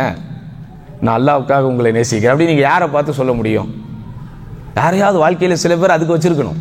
நான் அதைத்தான் அடிக்கடி என்னுடைய உரைகளிலே குறிப்பிடுவேன். இப்படி வியாபார விஷயத்திற்கு சிலரை வைத்திருப்பதை போல, அனுபவத்தை தெரிந்து கொள்ள சிலரை வைத்திருப்பதை போல, கொடுக்கல் வாங்கல், கடன் பரிமாற்றம் இதற்கெல்லாம் சிலரை வைத்திருப்பதை போல, ரெஃபரன்ஸ்கள் சொல்வதற்கு, ரெஃபரன்ஸ்கள் கேட்பதற்கு சிலரை வைத்திருப்பதை போல, சில பேர் நம்ம அட்ரஸ் தெரியாட்டா கரெக்டா அவங்களுக்கு தான் அடிப்போம், அவங்க தான் கரெக்டா நமக்கு அட்ரஸ் சொல்லுவாங்க, அதுக்கு சில பேரை வைத்திருப்பதை போல அல்லாஹ்வுக்காக உன்னை நேசிக்கிறேன் அப்படின்னு சொல்வதற்கு நீங்க யாரை வச்சிருக்கிறீங்க? அப்படி யாராவது நம்முடைய வாழ்க்கையில் இருக்கிறாங்களா? அப்படி இருக்கணும். அல்லாஹ்வுடைய தூதர் ஸல்லல்லாஹு அலைஹி வஸல்லம் அழகா சொன்னாங்க, நீங்கள் ஒருவரை நேசித்தால் அவரிடத்திலே போய் சொல்லி விடுங்கள், நான் அல்லாஹ்வுக்காக உன்னை நேசிக்கிறேன் என்று. அதுக்கு அவர் ஒரு பதிலும் சொல்லுவார். எப்படி? எதற்காக என்னை நீங்கள் நேசித்தீர்களோ அதற்காக அல்லாஹ்வும் உங்களை நேசிப்பானாக. அல்லாஹ் அக்பர். அஹப்பக்கல்லாஹு ஃபீமா அஹ்பப்தனி. என்னை எதற்காக நீங்கள் நேசித்தீர்களோ அதே விஷயத்திற்காக அல்லாஹ் உங்களை நேசிப்பானாக. இதெல்லாம் சகோதரர்களே வாழ்க்கையிலே அட்லீஸ்ட் என்னைக்காவது கடைபிடிக்க வேண்டிய சில சுன்னாக்கள். அல்லாஹ்வுடைய தூதர் ஸல்லல்லாஹு அலைஹி வஸல்லம் சஹாபாக்கள் தங்களுடைய நேசத்தை ஒருவருக்கு ஒருவர் நினைச்சிருக்கிறாங்க, காட்டியிருக்கிறார்கள், பகிர்ந்திருக்கிறார்கள், பரிமாறி இருக்கிறார்கள். அந்த நேசத்தை பாசத்தை பராமரித்திருக்கிறார்கள். நேசமும் பாசமும் பராமரிக்கப்பட வேண்டிய ஒன்று சகோதரர்களை. ஆரோக்கியத்தை போல, நம்முடைய சொத்து பத்துக்களை போல, நம்முடைய குடும்ப அந்தஸ்துகளை போல, நம்முடைய ஃபேமிலிக்குன்னு ஒரு பேர் இருக்கும்ல, அந்த பேரையெல்லாம் எப்படி நாம் பராமரிக்கிறோமோ அதுபோல் பராமரிக்கப்பட வேண்டிய ஒன்று யாரை நாம் நேசிக்கிறோமோ அந்த நேசம், யார் மீது நாம் பாசம் வைத்திருக்கிறோமோ அந்த பாசம். பாருங்க, நபிகள் நாயகம் ஸல்லல்லாஹு அலைஹி வஸல்லம் எந்த அளவிற்கு தன்னுடைய நேசம் வாயால் சொல்லப்படுவதை வழிகாட்டி இருக்கிறார்கள். உங்களுக்கு எல்லாம் தெரிஞ்ச விஷயம் தான். அல்லாஹ்வுடைய தூதர் ஸல்லல்லாஹு அலைஹி வஸல்லம் பக்கத்தில் உமர் ரலியல்லாஹு அன்ஹு இருக்கிறாங்க. உமர் ரலியல்லாஹு அன்ஹு அல்லாஹ்வுடைய தூதர் ஸல்லல்லாஹு அலைஹி வஸல்லம் அவர்களை பார்க்கும்போது பார்த்து சொன்னாங்க, அல்லாஹ்வுடைய தூதரே, நான் உங்களை எல்லாவற்றையும் விட பெரிதாக நேசிக்கிறேன். இந்த உலகத்தை விட, இந்த உலகத்தில் இருக்கக்கூடிய மனிதர்களை விட, பொருளாதாரத்தை விட, எல்லாவற்றையும் விட உங்களை நேசிக்கிறேன். மின் நஃப்சி, நஃப்சினா இல்லா நஃப்சி, என்னை தவிர, என்னுடைய உயிரை தவிர. ஏன்னா உமர் ரலியல்லாஹு அன்ஹு கிட்ட இந்த ஃபார்மாலிட்டிக்கு பேசுறதே உமர் ரலியல்லாஹு அன்ஹுக்கு பழக்கம் கிடையாது. இன்னைக்கு நம்ம உலகத்தில் நம்ம பேசுற பேச்சுக்களில் பெரும்பான்மையான பேச்சுக்கள் ஃபார்மாலிட்டிக்காக பேசிக் கொண்டிருக்கிறோம். அல்லாஹ் நம்ம அனைவரையும் மன்னிக்கணும். ஆனா உமர் ரலியல்லாஹு அவர்களை பற்றி வரலாற்று ஆசிரியர்கள் எழுதும்போது ஒரு கருத்தை எழுதுவார்கள். இன் கால நஅம் கால நஅம் பிஃபீ, இன் கால லா கால லா பிஃபீ அப்படிம்பாங்க. இதுக்கு அர்த்தம் என்னன்னா, அவர் ஏதாவது ஒரு விஷயத்திற்கு ஆமாம் என்று சொல்லிவிட்டால், எப்படி ஏதாவது ஒரு விஷயத்திற்கு ஆமாம் என்று அவர் சொல்லிவிட்டால் அதில் ஆமாம் என்பதை தவிர வேறு பதிலையே நீங்கள் பார்க்க முடியாது. இன்னைக்கு ஆமான்னு சொல்லிட்டாரு, நாளைக்கு இல்லைன்னு சொல்லுவாரு, அல்லது இதனால ஆமான்னு சொல்லிட்டாரு, நம்ம அவங்கள கூட்டு போனா இல்லைன்னு சொல்லிடுவாரு. அப்படிதானங்க? இப்ப நம்ம வாழ்க்கையில யாருக்கு எதெல்லாம் எஸ்ங்கிறோமோ கடைசி வரைக்கும் எஸ்ஸே சொல்லிக்கிட்டு இருப்போமா? யாருக்கு நோன்னு சொல்றோமோ கடைசி வரைக்கும் நோன்னு சொல்லிக்கிட்டே இருப்போமா? ஒரு ஹெல்ப்புக்காக ஒருத்தர்கிட்ட போவோம், முதல்ல நோ சொல்லிடுவார், டக்குன்னு அவருக்கு யார் தேவையோ அவரை பிடிச்சிட்டு போவோம், அப்போ அவர் நோ எஸ்ஸா மாறிடும். இதுதான் மனிதனின் பலவீனம். எல்லா இடங்களிலும் நோ நோவாகவே இருக்காது. சில இடங்களில் சில பல காரணங்களால் நோ எப்படி மாறிடும்? எஸ்ஸா மாறிடும். எஸ் எப்படி மாறிடும்? நோவா மாறிடும். ஆனா உமர் ரலியல்லாஹு அன்ஹு அவர்களை பொறுத்த வரைக்கும் அப்படி கிடையாது. அவர் நாம் அப்படின்னா அது நாம் தான், எஸ் அப்படின்னா எஸ் தான், நோ அப்படின்னா நோ தான். அப்போ அந்த உமர் ரலியல்லாஹு அன்ஹு சகோதரர்களை மாஷா அல்லாஹ் அதிசயமான மனிதர். உண்மையிலேயே அல்லாஹ்வின் தூதர் ஸல்லல்லாஹு அலைஹி வஸல்லம் அவர்களை பார்த்தாலே எல்லோரும் நெகிழ்ந்து விடுவார்கள், மகிழ்ந்து விடுவார்கள். அப்படிதானா? நபி ஸல்லல்லாஹு அலைஹி வஸல்லம் அவர்கள் சிரிப்பதை பார்த்தால் கூட சஹாபாக்கள் தங்களுடைய மகிழ்ச்சியையும் நெகிழ்ச்சியையும் கட்டுப்படுத்த முடியாமல் அல்ஹக்கல்லாஹு சின்னக், அல்லாஹ் உங்களுடைய பற்களை எப்போதும் சிரிப்பில் ஆழ்த்துவானாக அல்லாஹ்வின் தூதரே என்று உணர்ச்சி வசப்பட்டு பிரார்த்தனையை செய்து விடுவார்கள். அப்படிப்பட்டது அல்லாஹ்வின் தூதருடைய சிரிப்பு, அல்லாஹ்வின் தூதரின் புன்னகை, அல்லாஹ்வின் தூதரின் பேச்சு, அல்லாஹ்வின் தூதரின் பழக்கம். அந்த ரசூலுல்லாஹ் கிட்ட சராஹத்தன் அப்படின்னு நம்ம சொல்லுவோமே, சராஹத்தன்னா என்னது? பிராங்கா, எல்லாத்தையும் விட உங்களை நேசிக்கிறேன், ஆனா எனக்கு அப்புறம் தான். ஆனா அல்லாஹ்வுடைய தூதர் எவ்வளவு பெரிய பிராங்க், அப்படிதானே? இல்ல, நீ உன்னையை விட என்ன அதிகம் நேசித்தால் தான் நீ மூமினாக முடியும். மாஷா அல்லாஹ், இதாங்க சமுதாயம். இங்க நமக்கு நம்ம வாழ்க்கை, நம்மளும் ஃபார்மாலிட்டிக்கு பேசுவோம், அவரும் ஃபார்மாலிட்டிக்கு பேசுவார். நாளைக்கு ஃப்ரீயா இருந்தா வீட்டுக்கு வாங்கலேன் அப்படின்னு நம்ம சொல்லுவோம், ஆனா மனசுக்குள்ள அவரை கூப்பிடணுங்கிற எண்ணமும் இருக்காது. அவரும் நான் ஃப்ரீயா இருந்தா கண்டிப்பா உங்க வீட்டுக்கு வருவாங்க அப்படிம்பார். நானும் ஃபார்மாலிட்டி, அவரும் ஃபார்மாலிட்டி. ஆனா இங்க இந்த கான்வர்சேஷன் பாருங்க, இவர் என்ன இவர் சொல்றாரு, என்னுடைய உயிருக்கு அப்புறம் தான் நான் உங்களை நேசிப்பேன். அப்போ ஃபார்மாலிட்டி என்ன சொல்லியிருக்கணும்? கரெக்ட் தான் உமர், வெல் டன், அழகா சொன்னீங்க, மனசுல உள்ளதை சொல்றவங்க தான் எனக்கு பிடிக்கும் அப்படிலாம் டைலாக் பேசல. நோ நோ, லா யுமினு அஹதுக்கும் ஹத்தா அகூன அஹப்ப இலைய, எப்படி உங்களில் எவரும் உண்மையான மூமினாக முடியாது, நான் அவரது உயிரை விட, அவருடைய பிள்ளைகளை விட, பெற்றோர்களை விட, உலகத்தில் இருக்கிற எல்லோரையும் விட அதிக நேசத்திற்குரியவனாக நான் ஆகும் வரை நீங்க யாரும் மூமினாக முடியாது. உடனே ஒமின் நஃப்ஸி யா ரசூலல்லாஹ், எதற்காகவும் மாறாதவர் எதுக்காக மாறுறார்? அல்லாஹ்வுக்காக, அல்லாஹ்வுடைய தூதருக்காக, அல்லாஹ்வுடைய மார்க்கத்தை. இதாங்க பாலிசி, இதுதான் பாலிசி பேஸ்ட் லைஃப். நம்முடைய வாழ்க்கையில பாலிசி எப்படி இருக்கணும்னு சொன்னா, நான் மாற மாட்டேன் அவ்வளவு சீக்கிரம், ஆனா அல்லாஹ் அப்படின்னா மாறிடுவேன், அல்லாஹ்வுடைய தூதர் அப்படின்னா மாறிடுவேன், அல்லாஹ்வுடைய மார்க்கம் அப்படின்னா மாறிடுவேன். இப்படித்தான் நம்முடைய வாழ்க்கை இருக்கணும். என் பிடிவாதம் பிடிவாதமாகவே தான் இருக்கும், ஆனால் அந்த பிடிவாதத்தை தளர்க்கிற சக்தி அல்லது தளர்த்துகிற சக்தி எதுக்கு இருக்குன்னா இந்த மார்க்கத்துக்கு இருக்கு, இந்த குர்ஆனுக்கு இருக்கு. அப்படி வாழணும். அப்படிதான் சஹாபாக்கள் வாழ்ந்தாங்க. அதெல்லாம் யாரு சொன்னாலும் நான் கேட்க மாட்டேன், அதெல்லாம் நான் ஒரு முடிவு எடுத்துட்டா யாரு சொன்னாலும் நான் மாற மாட்டேன், அப்படிலாம் கிடையாது. உமர் ரலியல்லாஹு விட பெரிய இரும்பு மனிதர்களா நீங்க? உமர் ரலியல்லாஹு விட வாழ்ந்து விட முடியுமா? உமர் ரலியல்லாஹு அவர்களை போல் அல்லாஹ் அக்பர் சகோதரர்களே, மனதில் பட்டதை அப்படியே சொல்லுகிற ஒரு அசாத்திய துணிச்சல் கொண்டவர். நீங்கள் எல்லாம் கேள்விப்பட்டிருப்பீர்களா இல்லையா என்று எனக்கு தெரியவில்லை சகோதரர்களே. பத்ர் யுத்தம் நடக்கிறது. பத்ர் யுத்தத்தில் சுமார் 70 கைதிகளை கொண்டு வருகிறார்கள். அன்றைக்கு இருந்த போர் மரபின் ஆணைப்படி, அல்லாஹ்வுடைய ஷரியத்தின் ஏற்கனவே இறக்கி வைத்த சட்டப்படி அல்லது அல்லாஹ்வினுடைய அன்றைய ஆணைப்படி அந்த 70 பேரும் கொல்லப்பட்டிருக்க வேண்டும். 70 பேர் என்ன செய்யப்பட்டிருக்கணும்? கொல்லப்பட்டிருக்கணும். இவங்க இந்த 70 பேரை விட்டுறலாமா?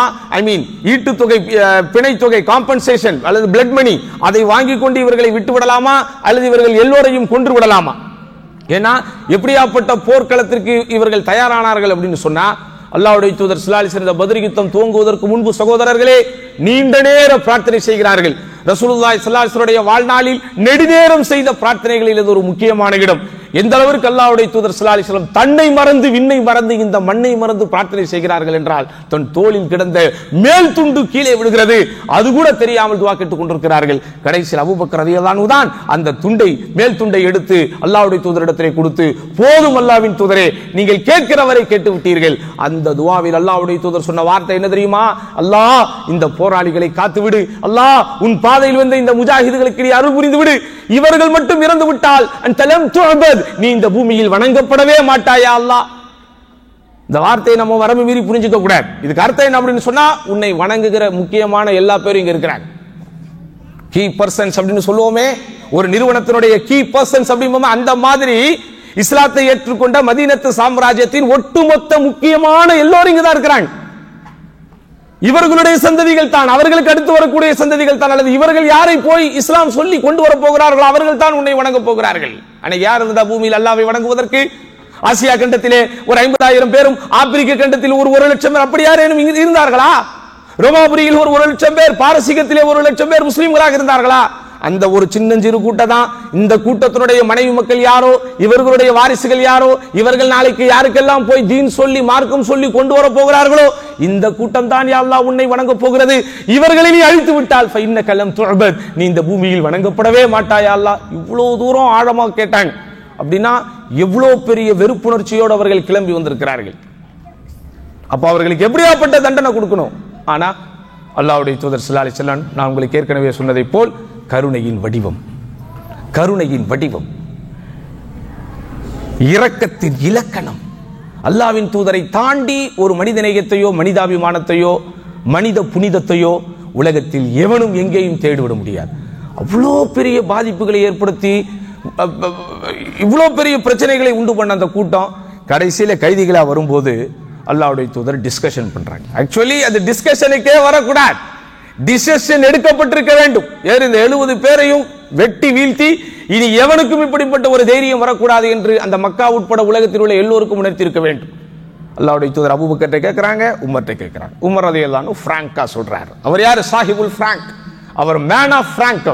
அவர் அழகா சொல்றாரு, இல்ல அல்லாஹ்வுடைய தூதரே, இவனுக்கு யாரையும் விடாதீங்க, எல்லா பேரையும் வெட்டு, எல்லா பேரையும் கொல்லணும். அது எப்படி கொல்லணும் தெரியுமா? எங்க மாமா அவர் இருக்கிறார், இவர் என் மாமா, அவர் என்கிட்ட கொடுங்க, நான் அவரை போடுறேன். இவர் அலி ரலியல்லாஹுடைய சொந்தக்காரர், அவர் அவர்கிட்ட கொடுங்க, அவர் அவரை போடட்டும். இப்படி இஸ்லாம் அப்படின்னு வந்தா சொந்தம், பந்தம், ஊரு, உறவு, ரத்தம், பாசம் எல்லாத்தையும் தாண்டியதுதான் இந்த மார்க்க உணர்வுங்கிறதை இவங்களுக்கு காட்டணும். அதனால இம்மிடியேட்டா அவங்க கதையை முடிக்கணும். இந்த பக்கம் அபூபக்கர் நாட்டு அபூபக்கர் ரலியல்லாஹு அன்ஹு சாந்த சொரூபி இல்லையா? இல்லை அல்லாஹ்வின் தூதரே, என்ன இருந்தாலும் இவர்கள் எல்லாம் நம்முடைய யாரு? ரத்த பந்தம், நம்முடைய சொந்த பந்தம், அதனால அவங்களை எல்லாம் விட்டுருவோம். உடனே அல்லாஹ்வுடைய தூதர் ஸல்லல்லாஹு அலைஹி வஸல்லம் அபூபக்கரினுடைய ஆலோசனையை கேட்டுக்கிட்டு எல்லாருக்கும் பொதுவான, அதாவது அந்த ஈட்டு தொகை, பிணை தொகையை வாங்கிவிட்டு அவர்களை விடலாம் என்று முடிவெடுத்து விடுகிறார்கள். எல்லாம் முடிஞ்சு வசனம் ஒன்று இறங்குகிறது, கடுமையான வசனம். குர்ஆனிலே சில வசனங்கள் இருக்கிறது சகோதரர்களே, அல்லாஹ்வின் தூதர் ஸல்லல்லாஹு அலைஹி வஸல்லம் அவர்களை பார்த்தே அந்த வசனங்கள் கடுமையாக பேசும். ஏன் அந்த வசனங்கள் மாஷாஅல்லாஹ் குர்ஆனில் இன்று வரைக்கும் அது ஓதப்படுவதே ஒரு சாட்சி, இது முஹம்மது நபியால் உருவாக்கப்பட்டதல்ல. அது முஹம்மது நபியால் உருவாக்கப்பட்டிருந்த வசனமாக இருந்திருந்தால் அவரை பற்றி ஏசுகிற வசனம், ஏசுகிறேன் என்று நாம் சொல்லக்கூடாது, அவரை பற்றி விமர்சிக்கிற வசனத்தை அவரே வைத்திருப்பாரா? அப்ப இது அல்லாஹ்வுடைய வேதம் அப்படிங்கிறதுக்கு இதுவும் ஒரு சான்று. அந்த வசனத்தினுடைய கருத்து என்ன அப்படின்னா, அதாவது அல்லாஹ்வுடைய பூமியில் இப்படி குழப்பங்கள் விளைவித்து அல்லாஹ்வுடைய மார்க்கத்திற்கு எதிராக செயல்பட்ட இவர்களுடைய கதைகள் எல்லாம் முடிக்கப்பட்டிருக்க வேண்டும். உலகாதாயத்தை எதிர்பார்த்து நீங்கள் செய்த இந்த காரியம் மிகப்பெரிய கடுமையானது. ஆக்சுவலி உங்க உலக ஆதாயத்தை எதிர்பார்க்கல, ஈட்டுத்தொகை, பிணை தொகை வாங்கியிருந்தாலும் இதை என்ன அல்லாஹ்வுடைய தூதர் தன் வீட்டுக்கு கொண்டு போயிருக்க போகிறார்களா? அல்லது அபூபக்கர் ரலியல்லாஹு உமர் ரலியல்லாஹு பங்கு போட்டு கொடுத்திருக்க போகிறார்களா? பைத்துல் மாலுக்கு வரக்கூடியது என்ன வகையில் செலவு செய்யப்பட்டிருக்க வேண்டுமோ அப்படித்தான் செலவு செய்யப்பட்டிருக்கும். ஆனாலும் அல்லாஹ் கடுமையான வசனத்தை, கடுமையான வார்த்தை பிரயோகத்தை பயன்படுத்தி அந்த வசனத்தை இறக்கின உடனே அடுத்த நாள் 2 பேரும் தேம்பி தேம்பி எழுதிக்கிட்டு இருக்கிறாங்க. எந்த 2 பேரு? அல்லாஹ்வுடைய தூதரும் அபூபக்கர் ரலியல்லாஹு உமர் ரலியல்லாஹு வர்றாங்க. ஆனா மாஷா அல்லாஹ் உமர் ரலியல்லாஹு என்னதான் ஒரு சிறப்பான ஒரு அந்தஸ்திலே இருந்தாலும் சுப்ஹானல்லாஹ் சில பேருக்கு அல்லாஹ் சுப்ஹானஹு வ தஆலா இயற்கையாகவே முதலிடத்தை கொடுத்து விடுவான். அந்த மாதிரி அபூபக்கர் ரலியல்லாஹு அல்லாஹ்வின் தூதரின் வாடையானாலும் கோடையானாலும் முதல்ல வந்து அவர் தான் நிற்கிறார். ஏடா 2 பேர் அழுதுகிட்டு இருக்கிறாங்க. இவர் உமர் ரலியல்லாஹு வர்றாங்க. எது கழுவுறீங்கன்னு கேட்கிறாங்க. அந்த அழுகையின் கடுமை அவர்களால் பதில் சொல்ல முடியவில்லை. அப்படிதானே? சில சமயம் அழுகையினால என்ன செய்ய முடியாது, நம்ம பதில் டக்குன்னு வராது. அப்படி தேங்கிக்கிட்டே இருப்போம், பதில் சொல்ல முடியாது. இவரும் பொறுத்து பார்க்கிறாரு. டக்குன்னு இங்க பாருங்க, நீங்க 2 பேர் எது கழுவுறீங்களோ அந்த காரணத்தை சொல்லுங்க. எனக்கு அழுக வந்தா நான் அழுகுறேன், அழுக வரலையா நெச்சபாக்கி லி புகாயிக்குமா, நீங்க 2 பேரும் அழுகுறதுனால உங்களுக்காக ஒரு நேரம் அழுகுற மாதிரியாவது நடிக்கிறேன் அப்படின்னு சொன்ன பிராங்க் மேன். இப்படி யாராவது பேச முடியுமாங்க? எவ்வளவு தூரம் மாஷா அல்லாஹ் மனதில் பட்டதை வெளிப்படையாக பேசுகிற சுபாவம் உமர் ரலியல்லாஹு அவர்களுக்கு. எப்படி? அல்லாஹ்வுடைய தூதரே, நீங்கள் இருவரும் அழுவதற்குண்டான காரணத்தை சொல்லுங்கள், நானும் உங்களோடு சேர்ந்து அழுகிறேன். ஆனால் நீங்கள் சொல்லுகிற காரணம் உண்மையிலேயே எனக்கு அழுகையை தராவிட்டால் அச்சபாக்கி லி புகாயிக்குமா யா ரசூலல்லாஹ், நீங்கள் இருவரும் அழுகிறீர்கள் என்பதற்காகவே நானும் கொஞ்ச நேரம் அழுதது போல் நடிக்கவாது செய்கிறேன் அப்படிங்கிறது. அப்படியாப்பட்ட மனிதரிடத்துல அல்லாஹ்வுடைய தூதர் ஸல்லல்லாஹு அலைஹி வஸல்லம் நேசம் என்கிற விஷயம் வரும்போது ரொம்ப தெளிவா சொல்றாங்க. எப்படி? உங்கள் உயிரை விட நான் அதிகமாக நேசிக்கப்பட வேண்டும். அடுத்து என்ன? உங்கள் நேசத்தை நீங்கள் வெளிப்படுத்த வேண்டும். வார்த்தையால் வெளிப்படுத்துவதை போல சில கட்டம் சகோதரர்களே செயல்பாடுகளாலும் வெளிப்படுத்த வேண்டும். அல்லாஹ்வுடைய தூதர் ஸல்லல்லாஹு அலைஹி வஸல்லம் ரொம்ப அழகா சொன்னாங்க, தஹாது தஹாபு அப்படின்னாங்க. ஹதியாக்களை பரிமாறிக்கொள்ளுங்கள், அன்பளிப்புகளை பரிமாறிக்கொள்ளுங்கள், அன்பை பரிமாறிக்கொள்ளுங்கள். அல்லாஹ்வுடைய தூதர் ஸல்லல்லாஹு அலைஹி வஸல்லம் மாஷா அல்லாஹ் அன்பளிப்பு கொடுக்கக்கூடியவர்களாகவும் அன்பளிப்பை பெறக்கூடியவர்களாகவும் இருந்தார்கள். அன்பளிப்பு என்றவுடன் சகோதரர்களே காசு பணம் தான் அந்த இடத்திலே வரும் என்றல்ல, எதுவும் அன்பளிப்பாக கருதப்படலாம். நீங்கள் கொடுப்பது, நீங்கள் அந்த நடந்து கொள்வது, அது அன்பளிப்பு என்கிற ஒரு ஸ்தானத்தை அடைகிற விதத்தில் அது இருக்க வேண்டும்.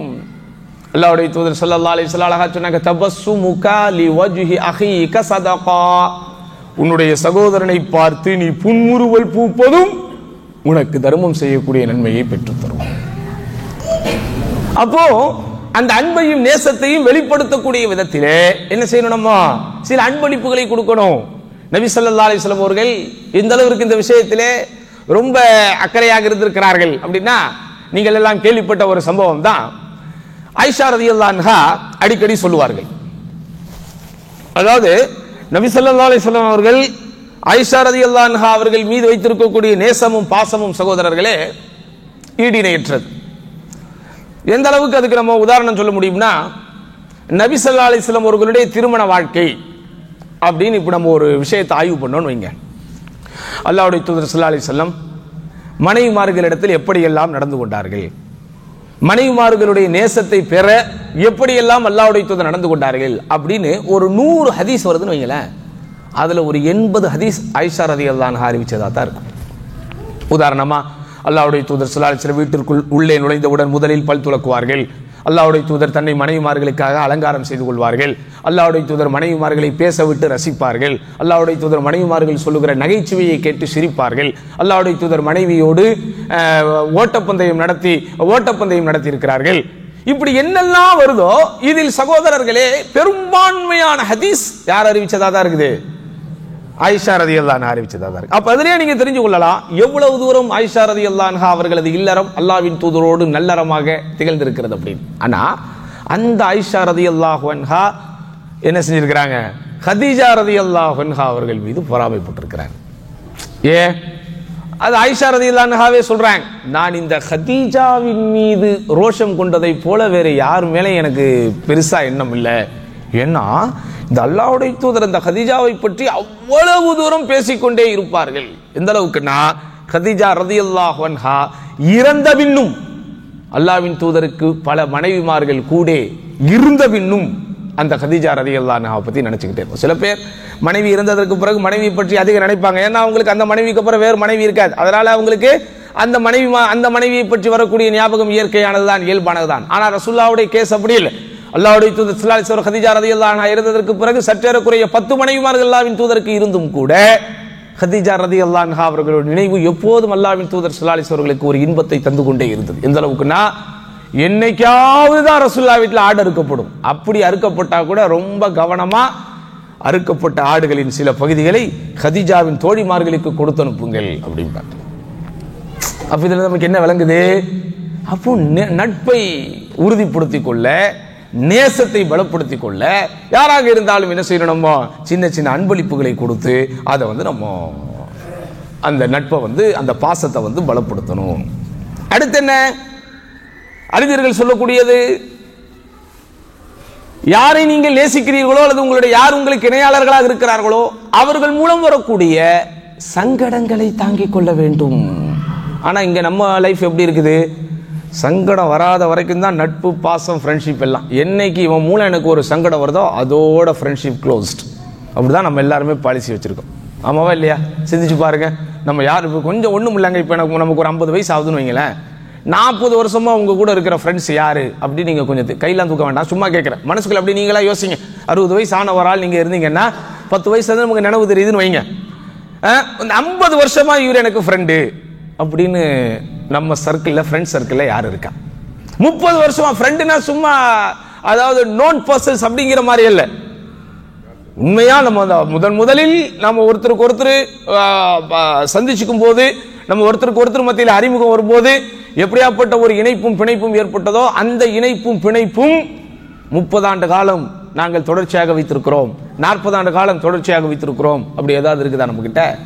அதெல்லாம் ரொம்ப குறைஞ்சு போச்சுங்க. ஆனா நமக்கு மனிதர்கள் தேவை, நட்புகள் தேவை. நீங்க அதனாலதான் தொழுகையில போய் நிற்கும் போது சூரத்துல் ஃபாத்திஹா ஓதுறோம் எல்லாரும். ஆமாவா? சூரத்துல் ஃபாத்திஹால என்ன ஓதுறீங்க? அல்ஹம்துலில்லாஹி ரப்பில் ஆலமீன் அர் ரஹ்மானிர் ரஹீம் மாலிகி யௌமித்தீன். அதுக்கப்புறம் என்னத்த சொல்றீங்க? இய்யாக நஅபுது. அப்படின்னா என்ன அர்த்தம்? உன்னையே வணங்குகின்றேன்னா இருக்கு. அதுல சொல்லுங்க தா, உன்னையே வணங்குகிறேன் இருக்கா, உன்னையே வணங்குகிறோம்னு இருக்கா? நல்லா சொல்லுங்க. அப்ப நீங்க யாரை சேர்த்துக்கிறீங்க? உங்களோட எல்லா பேரையும் சேர்த்துக்கிறீங்க. நீங்க வணங்குறது நீங்க தான். இல்ல நம்ம ஜமாத்தா தொழுவும் போது எல்லாம் சேர்ந்தான தொழு, அப்படியா? தனியா தொழுவும் போது எப்படி சொல்றீங்க? அப்ப அங்க லாஜிக்கெல்லாம் கொண்டு வரக்கூடாது. நீங்கள் ஓதுவது உங்களுக்கு உங்கள் இறைவனுக்கு மத்தியில் தான். ஆனாலும் நீங்க அங்க ஓதும் போது இய்யாக நஅபுது, இறைவா உன்னையே நாங்கள் வணங்குகிறோம். நீ விரும்பியோ விரும்பாமலோ எல்லோரையும் உன்னோடு நீ சேர்த்துக்கொள்ளே ஆக வேண்டும். இஹ்தினஸ் ஸிராத்தல் முஸ்தகீம். சரி, வணங்குறது உதவி தேடுறது சரி, அது பன்மையா இருந்துட்டு போட்டு, நேர்வழியை நான் எனக்கு மட்டும் கேட்டுக்க வேண்டியதானே? எப்படி கேட்குறீங்க? எப்படிதான் கேட்குறீங்க? இஹ்தினஸ் ஸிராத்தல் முஸ்தகீம், இறைவா எங்களுக்கு நேரான வழியை தான்னு கேட்குறீங்க. அப்ப அங்கேயும் நீங்க என்ன செய்றீங்க? ப்ளூரல், பன்மையாகத்தான் சகோதரர்களை நீங்கள் அங்கே பயன்படுத்துகிறீர்கள். ஏன்? நீ மௌத்தானா உன்னை குளிப்பாட்டுறதுல இருந்து, உன்னைய கஃபன் செய்யறதுல இருந்து, உன்னைய சுமந்துட்டு போறதுல இருந்து, உன்னைய தஃபன் பண்ற வரைக்கும் உனக்கு 4 பேர் வேணும். அதனால மக்கள் வேண்டாம், நான் யார் கூடயும் சேர மாட்டேன், நான் ரிசர்வ்டா இருப்பேன். ரிசர்வ்டா இருந்து என்னத்தை நீ பண்ண போற? கண்டிப்பா ரிசர்வ்டா ஒரு நாள் இருக்குத்தான் போறோம். யார் ஒரு நாள் நமக்கான இடம் ரிசர்வ்டாக காத்திருக்கிறது. ஆமாவா இல்லையா? பட் அந்த ரிசர்வ்டு இடத்துக்கு நீ போற வரைக்கும் சகோதரா உனக்கு 4-5 பேர் வேணும். அதனாலதான் மார்க்கத்தின் பெரும்பான்மையான கடமைகள் அல்லாஹ் கூட்டாகவே வைத்திருக்கிறான். ஆனால் மார்க்கம் திரும்ப திரும்ப உங்களை எச்சரிக்கை செய்கிறது, நீங்கள் பிறர் பார்ப்பதற்காக அமல்கள் செய்யக்கூடாது, பிறர் உங்களை பாராட்டுவதற்காக அமல் செய்யக்கூடாது. ஏங்க, என்னுடைய அமல்களை பிறர் பார்க்க கூடாது, பிறர் என்னைய பாராட்டக்கூடாது, பிறர் என்னைய மெச்சக்கூடாதுன்னா அது கூட்டா செய்வதில் சாத்தியப்படுமா? அது நான் தனியாக யாருக்குமே தெரியாமல் என் வீட்டிற்குள் இருந்து செய்தால் தான் அது சாத்தியப்படும். அதை பத்தி நீ கவலைப்படாத. அது சாத்தியப்படுதோ இல்லையோ நீ கூட்டாதான் செய்யணும். ஆனா அதே நேரத்தில் அந்த அமல்களுக்குரிய அங்கீகாரத்தை அடுத்தவங்க எதிர்பார்க்க கூடாது. நீங்கள் சிந்தித்து பார்த்தால் இது இரண்டுமே சகோதரர்களே நேர்முரணான தத்துவங்கள் தான், நேர்முரணான தன்மைகள் தான் மேலோட்டமாக பார்க்கும் போது. ஆனாலும் இஸ்லாமிய மார்க்கம் உங்களை கூட்டு வாழ்க்கைக்கு எப்படி தயார்படுத்துகிறது? உங்கள் தொழுகை கூட்டாகத்தான் இருக்கிறது, உங்கள் ஹஜ் உம்ரா கூட்டாகத்தான் இருக்கிறது. அப்படிதானா? ஜும்ஆ என்கிற ஒரு பிரத்யேகமான கூட்டு தொழுகை இஸ்லாமிய மார்க்கம் வலியுறுத்தி வைத்திருக்கிறது. அதை ஒரு கடமையான தொழுகையாக, 5 நேர தொழுகை கடமை என்றாலும் இந்த ஜும்ஆ என்பது ஒரு கூடுதல் அந்தஸ்து கொடுக்கப்பட்ட ஒரு கடமை தொழுகையாக இருக்கிறது. பெருநாள் தொழுகை சொல்லவே வேண்டாம். அல்லாஹ் அக்பர். எல்லோரும் சேர்ந்து ஒன்றாக உங்களுடைய அந்த அன்பை பரிமாறிக்கொள்ளுங்கள் என்கிற அடிப்படையில் இஸ்லாம் கூட்டு வாழ்க்கைக்கு தயார்படுத்துகிறது. 14 நண்பார்ந்தவர்களே, மக்களை நம்ம நேசிக்கணும். அந்த நேசத்தை என்ன செய்யணும்? சில விலைகள் கொடுத்தாவது அந்த நேசத்தை நம்ம பாதுகாக்கணும். சில விலைகள் போதேன்ட்டு எல்லாத்தையும் விட்டுக்கிட்டு போயிட்டே இருந்தீங்கன்னா கடைசியில் எதுவுமே மிஞ்சாது. எல்லா இடத்திலும் சில விலைகள் கொடுக்க வேண்டும். அப்படிதானா? ஈருடல் ஓர் உயிர், இருமணம் இணைகிற திருமணமாகவே இருந்தாலும் அந்த மனைவிக்கே மகர் கொடுத்து தான் உன்னை மனம் முடிக்க சொல்லுகிறது மார்க்கம். ஆனால் அல்லாஹ் காப்பாற்ற வேண்டும். ஜாகிலியத்து திரும்பி வந்த ஒரு காலத்திலே வாழ்ந்து கொண்டிருக்கிறோமா இல்லையா என்று தெரியவில்லை. மணமக்கள் இன்றைக்கு மணமகள்களிடத்திலே வாங்கி கொண்டிருக்கிறார்கள். மார்க்கத்தின் நேரடி முரணிது. மார்க்கம் என்ன சொல்லுகிறது? நீங்கள் மணமுடிக்கிற பெண்களுக்கு மகர் எனும் மணக்கொடையை மணமுவந்து கொடு. எப்படி? ஈருடல் ஓர் உயிர், இருமணம் இணைகிற திருமணம் என்கிற உயர்ந்த பந்தம், பாசம், அதற்கு இணையான ஒரு நேசத்தை உலகத்திலே பார்க்கவே முடியாது. அப்படியாப்பட்ட ஒரு பந்தமாகவே இருந்தாலும் கல்யாணத்துக்கு முன்னாடி கொஞ்சம் காசை கொடுப்பா, அப்பதான் அந்த நேசமும் அந்த பாசமும் இறுதி வரைக்கும் அப்படி இருக்கும். அப்படிங்கிற ஒரு தத்துவத்தை இதன் மூலம் நாம் புரிந்து கொள்கிறோம் என்றால், அன்பளிப்பு செய்யுங்கள், உங்களுடைய அன்பை அன்பை நீங்க பரிமாறிக்கொள்ளுங்கள். அதே போன்று அந்த இணையிடத்தில் இருந்து, அந்த துணை இடத்திலிருந்து, அந்த நேசத்திடத்திலிருந்து வரக்கூடிய தொல்லைகளை என்ன செய்யணும்? கொஞ்சம் தாங்கிக்கணும். உச்சகட்டமான உறவாக இருக்கிற கணவன் மனைவி வாழ்க்கையிலேயே அல்லாஹ்வுடைய தூதர் சொல்றாங்க, லா யஃப்ரகு முஃமினுன் முஃமினத்தன். ஒரு இறை நம்பிக்கை கொண்ட கணவன் இறை நம்பிக்கை கொண்ட மனைவியை என்ன செய்யணும்? மாஷாஅல்லாஹ். இன்னைக்கு ஆக்சுவலி ஒரு பெரிய ஸ்காலர் தான் உரை நிகழ்த்துவதாக இருந்தது. அவர் வருவதற்கு கொஞ்சம் தாமதமாகிவிட்டதால் சிறுபிள்ளை நான் உங்களிடத்திலே கொஞ்சம் நேரம் பேசிவிட்டேன். அதனால் இப்போ ஷேக் வருவாங்க, அவங்க வந்து சில நேரம் பேசுவாங்க. அதனால் எல்லாரும் என்ன செய்யுங்க, கொஞ்சம் இன்ஷா அல்லாஹ் அவங்களுக்கு ஒரு ரெஸ்பெக்ட் கொடுக்குற மாதிரி எல்லாரும் கொஞ்சம் நேரம் அமர்ந்து தயவுசெய்து அமர்ந்து கேளுங்கள். நம்முடைய அழைப்பை ஏற்று மாஷா அல்லாஹ் ஷேக் அப்துல் கனி மதனி ஹஃபதஹுல்லா ஹிர்ரிஜுல் ஜாமியா இஸ்லாமியா பில் மதீனல் முனவ்வரா மஷக்கான அவங்க ஜாமியா இஸ்லாமியாவிலே பட்டம் பெற்ற ஒரு பெரிய அறிஞர், மஸ்ஜிது நபவியிலேயே பாடம் எடுத்த ஒரு முக்கியமான ஒரு அறிஞர் மாஷா அல்லாஹ். சென்னையில் தவிர்க்க முடியாத அறிஞர்களில் ஒருவர். அப்போ அவங்க மாஷா அல்லாஹ் உம்ராவிற்கு வந்திருக்கிற இதே வேளையில் நம்மை சந்தித்து நமக்கு இன்ஷா அல்லாஹ் மார்க் உபதேசம் செய்வதற்காக ஒரு இருந்து கொண்டிருக்கிறார்கள். நம்ம போட்ட பிளான் படி அவங்க மாஷா அல்லாஹ் இன்னைக்கு ஸ்பீச் கொடுக்கறதுக்கு முன்னாடியே வந்திருக்கணும். பட் கொஞ்சம் தவிர்க்க முடியாத சில காரணங்களால் தாமதம். எவ்வளோ நேரத்தில் வர்றாங்க ஷேக்? இன்ஷா அல்லாஹ் வந்துட்டாங்க, உள்ள வந்துட்டாங்களா? சரி, அப்போ நம்ம இதோட முடிச்சுக்குவோம் இன்ஷா அல்லாஹ். அப்போ என்னத்தான் சொன்னேன் லாஸ்ட் பாயிண்டா? அவங்க ஷேக் வருவாங்க, அவங்க பேச்சை கேளுங்கன்னு சொன்னா, அதுக்கு முன்னாடி என்ன சொன்னேன்? தொந்தரவுகளை தாங்கி. இப்போ நேரம் நம்ம பேசுறது உங்களுக்கு தொந்தரவாக கூட இருந்திருக்கலாம். அதெல்லாம் நீங்க தாங்கிக்கிறது கூட ஒரு நட்பு தான். சரியா? அப்போ அல்லாஹ்வுடைய தூதர் கணவன் மனைவியுடைய அந்த உறவை பற்றி சொல்லும்போது கூட என்ன சொன்னாங்க? லா யஃப்ரகு முஃமினுன் முஃமினத்தன். ஒரு இறை நம்பிக்கை கொண்ட கணவன் ஒரு இறை நம்பிக்கை கொண்ட மனைவியை வெறுத்து விட வேண்டாம். யாரோ எவரோ ஆபீஸ்ல கொஞ்ச நேரம் வேலை பார்க்குறோம், அவங்ககிட்டயே நம்மளால என்ன செய்ய முடியல, அண்டர்ஸ்டாண்டிங்கோட காலத்தை ஓட்ட முடியல. இன்னைக்கு நல்லா இருந்தா நாளைக்கு வேற மாதிரி இருக்கான். அப்படிதானே? ஒன்றும் இல்லைங்க, ஒரு ட்ரெயின் பயணம் செஞ்சு பாருங்களேன். நம்ம இந்த ரிசர்வ் பண்ணி ட்ரெயினில் போகிறோம்ல, ஒரு 12 மணி நேரம் 18 மணி நேரம் எங்கேயாவது நீங்கள் லாங் டிராவல் போங்களேன், அங்கேயே போகிறதுக்குள்ள ஒரு 4 மணி நேரத்தில் ஏதாவது ஒரு 7 பிரச்சனையை உருவாக்கிடுவோம். இதுதான் மனித இயல்பு. இப்போ காலம் பூரா நம்மோடு கிடக்கிற, காலம் பூரா நம்மோடு வாழ்கிற ஒரு கனவு மனைவி மத்தியில் சண்டையே வராதானா? வரும். சண்டைகள் வரும், சச்சரவுகள் வரும், துன்பங்கள் இருக்கும், துயரங்கள் இருக்கும். அப்போ நீங்கள் என்ன செய்யணும்? அவகிட்ட இருக்கக்கூடிய நல்ல குணத்தை நினைத்து பார்த்து உன்னை நீனே சாந்தப்படுத்திக்கொள், உன்னை நீனே ஆசுவாசப்படுத்திக்கொள். கெட்ட விஷயத்தையே மைண்ட்ல வச்சுக்கிட்டு இருக்காத. எவ்வளவு அழகா அல்லாஹ்வுடைய தூதர் ஸல்லல்லாஹு அலைஹி வஸல்லம் வந்து பாசிட்டிவ் அப்ரோச் என்கிற அந்த நேர்மறை தன்மையை நமக்கு வந்து சொல்லி கொடுக்குறாங்க பாருங்க.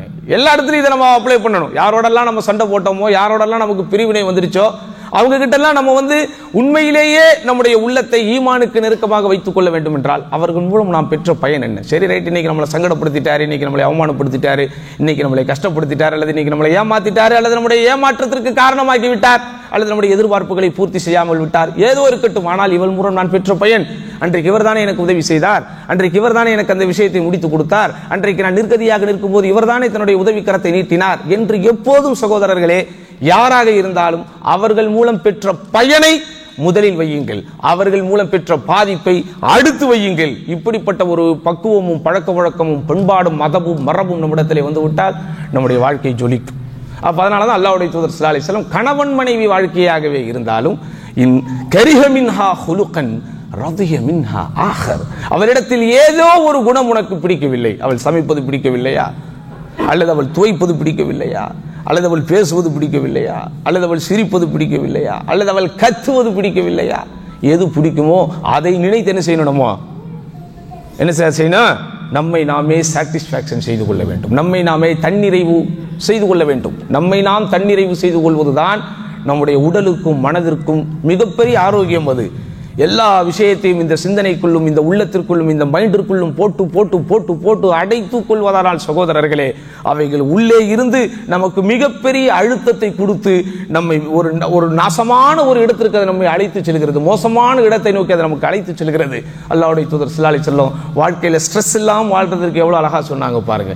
யார் மூலமா உண்மையிலுமே உனக்கு ஸ்ட்ரெஸ் வருமோ, யார் மூலமா உண்மையிலேயே உனக்கு பிரச்சனை இருக்குமோ, அதையே அல்லாஹ்வுடைய தூதர் அப்படி அசால்ட்டா டீல் பண்றதுக்கு வழி சொல்றாங்க. எப்படி, ரைட், இந்த விஷயம் உனக்கு பிடிக்கலையா, எது உனக்கு பிடிக்குதோ அதை நினைத்து பொருந்திக்கொள். அவளை நான் கரெக்ட் பண்ண போறேன், அவளை அதை செய்ய போறேன் அப்படின்னு நீ நினைச்சா முதுகெலும்பை உடைத்ததை போல் ஆகிவிடும் அப்படின்னு அல்லாஹ்வுடைய தூதர் ஸல்லல்லாஹு அலைஹி வஸல்லம் ரொம்ப அழகா என்ன செஞ்சிருக்கிறாங்க, நமக்கு வழிகாட்டி இருக்கிறார்கள்.